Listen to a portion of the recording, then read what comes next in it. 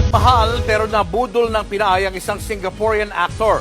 Naakit siya ng profile picture na edited lang pala.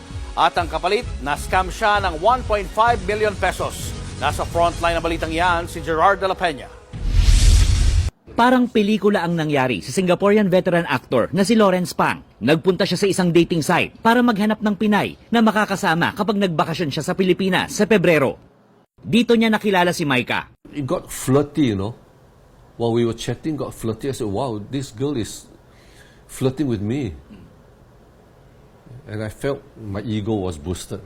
Nagkapaalagayan sila ng loob hanggang sa nabudol siya ng Pinay. Ayon kay Pang, inalok siya ni alias Micah na mag-invest para magkaroon ng isang online store. 1,000 Singapore dollars o nasa 41,000 pesos ang unang hiningi sa kanya ng Pinay. Hanggang sa lumubo sa 35,000 Singaporean dollars o halos 1.5 million pesos. Nang sinabihan siyang hindi niya basta-basta mawi-withdraw ang kanyang pera, dito na siya nagtaka. And by the time I realized something's not right, you know. So I decided to delist all the products on my shopping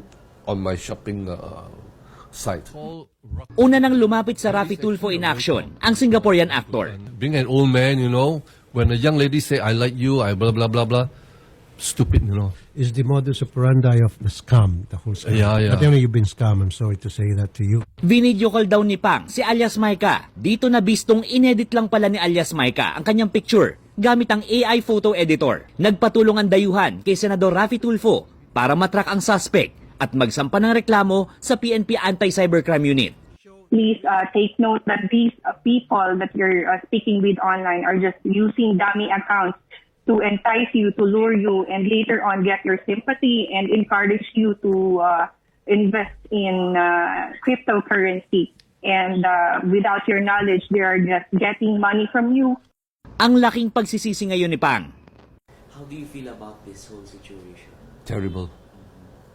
Terrible. I have lost my integrity. I have lost my...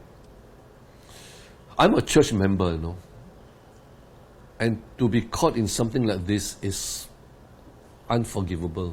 Si Tulfo ang sumagot ng accommodation, transportation at iba pang mga pangangailangan ni Pang hanggang sa matapos niya ang paghahain ng reklamo.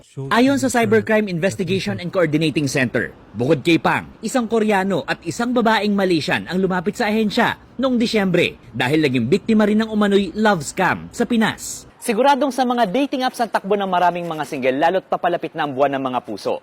Hindi naman talaga masama pero merong mga dapat pag-ingatan para makaiwas sa scam. Ang grupong Scamwatch PH naglapag ng listahan ng red flags. X daw kung masyadong maganda ang profile picture ng kausap, walang verification symbol, walang social media account, ayaw magpakita at automatic budol kapag humihingi na ng pera. Nagbabalita mula sa Frontline, Gerard de la Peña, News 5.